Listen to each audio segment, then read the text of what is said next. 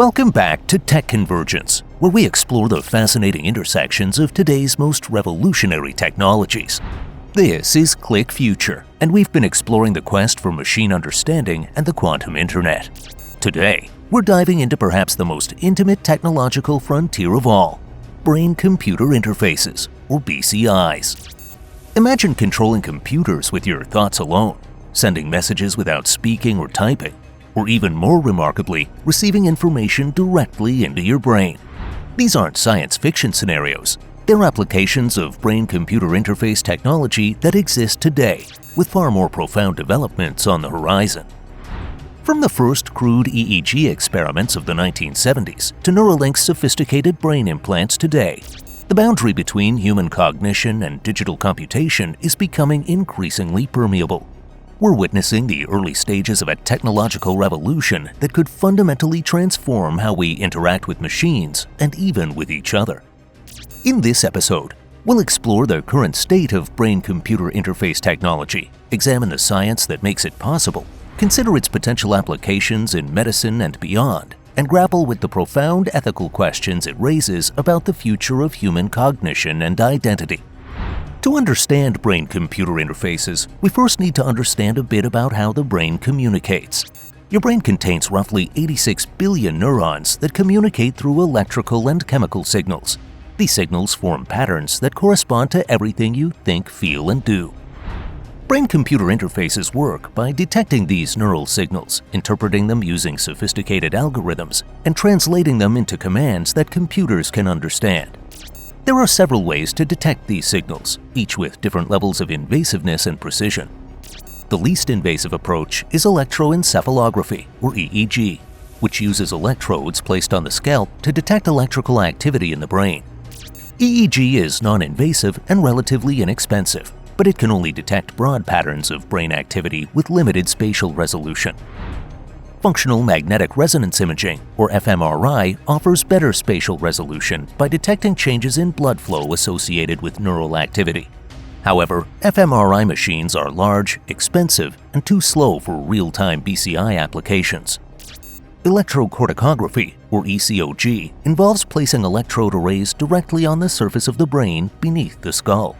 This provides much better signal quality than EEG, but requires surgery. The most invasive, but also most precise approach uses microelectrode arrays implanted directly into brain tissue. These can record information from individual neurons or small groups of neurons, providing extremely detailed information about neural activity. Once these signals are detected, they're processed by algorithms that identify patterns associated with specific thoughts or intentions. Machine learning plays a crucial role here, as these algorithms improve over time by learning from the user's brain activity. Dr. Miguel Nicolelis, a pioneer in BCI research, explains, "The brain is remarkably plastic. It can learn to treat these devices as extensions of itself. We're not just reading the brain, we're establishing a new communication channel between brain and machine." Brain-computer interfaces have advanced dramatically in recent years. Let's look at some of the most significant developments. In the medical realm, BCIs are already helping people with paralysis regain some independence. The BrainGate system, developed by researchers at Brown University, allows people with spinal cord injuries to control robotic arms and computer cursors using just their thoughts.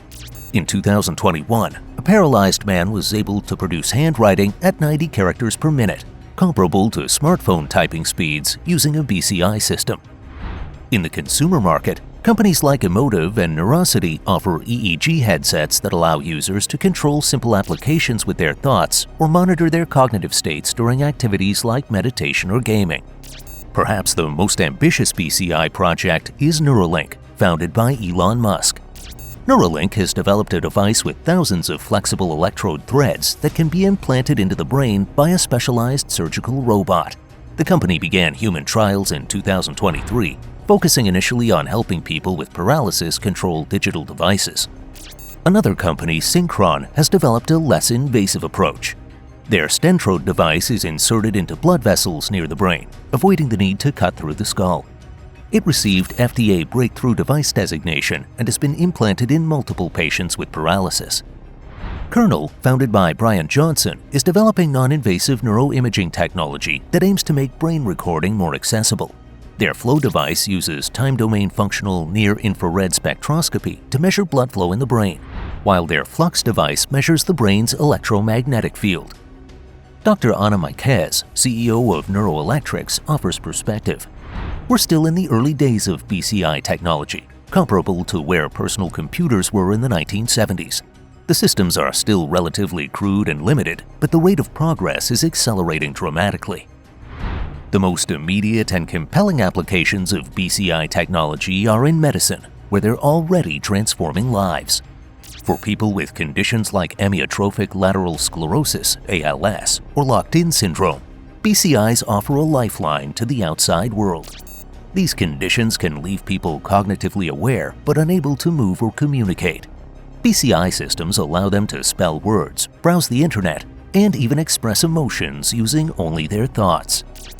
For amputees and people with paralysis, BCIs are enabling new generations of neural prosthetics that can be controlled naturally through thought. Unlike conventional prosthetics, these devices can also provide sensory feedback, allowing users to feel what they're touching. BCIs are also being used to treat neurological conditions. Deep brain stimulation, a form of BCI, is already used to treat Parkinson's disease, essential tremor, and certain psychiatric conditions by delivering precisely targeted electrical stimulation to specific brain regions. In rehabilitation, BCIs are helping stroke survivors and people with traumatic brain injuries recover motor function. By providing real-time feedback on brain activity, these systems can help patients relearn how to activate specific neural pathways.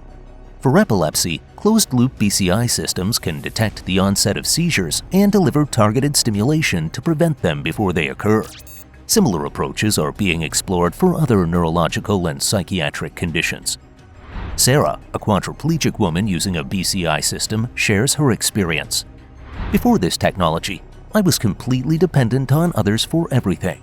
Now, I can control my environment, communicate, and even create art using just my thoughts. It's given me back a sense of agency I thought I'd lost forever. Dr. Lee Hochberg, a neurologist and BCI researcher, adds, "We're just beginning to tap the therapeutic potential of BCIs. As these systems become more sophisticated and less invasive, they could help address a wide range of neurological and psychiatric conditions that currently have limited treatment options." While medical applications are driving BCI development today, the technology has potential far beyond helping those with disabilities. In the near term, BCIs could transform how we interact with technology, allowing for thought-based control of computers, smartphones, smart homes, and vehicles. This could make digital interaction more intuitive and accessible. More speculatively, BCIs might eventually enable direct brain-to-brain communication, a kind of technological telepathy. Early experiments have already demonstrated rudimentary versions of this, with researchers at the University of Washington demonstrating brain-to-brain transmission of simple signals in 2013. BCIs might also enhance cognitive capabilities. Companies like Kernel are exploring how BCIs could improve memory formation and recall, accelerate learning, or enhance focus and creativity. In entertainment and the arts, BCIs could create entirely new forms of expression. Imagine games that adapt to your emotional state, or collaborative art created directly from thought. The BrainTunes project already allows musicians to generate sounds using brain activity. Perhaps most transformatively, BCIs could revolutionize virtual and augmented reality by allowing users to navigate and interact with virtual environments through thought alone, creating more immersive and intuitive experiences. Dr. Michio Kaku, theoretical physicist and futurist, offers perspective. Brain-computer interfaces represent the next great evolutionary step in how humans interact with technology. Throughout history, we've developed increasingly natural interfaces, from punch cards to keyboards to touchscreens to voice. Direct neural interfaces are the logical endpoint of this progression. However, he cautions, the technology is still in its infancy. The brain contains 86 billion neurons with trillions of connections between them. Our current interfaces capture only a tiny fraction of this complexity. We're like early astronomers with crude telescopes, just beginning to glimpse a vast cosmos of neural activity. As with any transformative technology, BCIs raise profound ethical and societal questions that we must address as the technology advances. Perhaps the most immediate concern is neural privacy. Your brain activity contains your thoughts, emotions, and memories, the very essence of who you are. How can we ensure this most intimate data remains private and secure? Current privacy laws weren't designed with brain data in mind. There are also security concerns. Researchers have already demonstrated that BCIs can potentially be hacked to extract information or even influence user behavior. As these devices become more sophisticated and widespread, securing them becomes increasingly crucial. The concept of cognitive liberty, the right to mental self-determination, takes on new significance in a world with advanced BCIs. Should people have absolute control over their own brain data and neural processing? Should there be limits on how BCIs can modify cognition? Access and equity issues also loom large. If advanced BCIs confer significant advantages in education, work, or daily life, they could exacerbate existing socioeconomic divides unless we ensure equitable access. Dr. Marcello Ienca, a neuroethicist at ETH Zurich, emphasizes, we need ethical frameworks and regulations that specifically address the unique challenges of neurotechnology. This means involving not just scientists and companies, but also ethicists, policymakers, and the public in guiding how these technologies develop. Several initiatives are already addressing these concerns. The Neuro Rights Foundation advocates for legal protections for neural data. The IEEE has developed standards for BCI ethics, and organizations like the OECD are developing policy recommendations for neurotechnology governance. Ultimately, many of these questions come down to how we as individuals and as a society choose to integrate this technology into our lives. As Dr. Raphael Just, a neuroscientist and neuro rights advocate, puts it, the brain is what makes us human. As we develop the ability to access and modify it directly, we need to proceed with both ambition and caution. Brain-computer interfaces represent one of the most profound technological frontiers we face, a direct bridge between human cognition and digital computation. From helping those with paralysis regain independence to potentially transforming how all of us interact with technology and each other, BCIs could reshape the human experience in fundamental ways. We're still in the early days of this technology. Today's interfaces capture only a tiny fraction of the brain's complexity, and the most advanced systems are still primarily used in medical contexts. But progress is accelerating, driven by advances in neuroscience, materials engineering, and artificial intelligence. As we navigate this frontier, we face not just technical challenges, but profound questions about human identity, privacy, equity, and cognitive liberty. How we address these questions will shape not just the future of this technology, but potentially the future of humanity itself. In our next episode, we'll explore another fascinating convergence: digital twins, where AI and quantum computing are enabling unprecedented virtual replicas of our physical world. Until then, this has been Tech Convergence. If you found this exploration of brain-computer interfaces fascinating, please like this video and subscribe to Click Future for more insights at the cutting edge of technology. Share your thoughts in the comments below.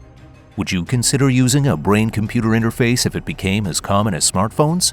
What excites or concerns you most about this technology?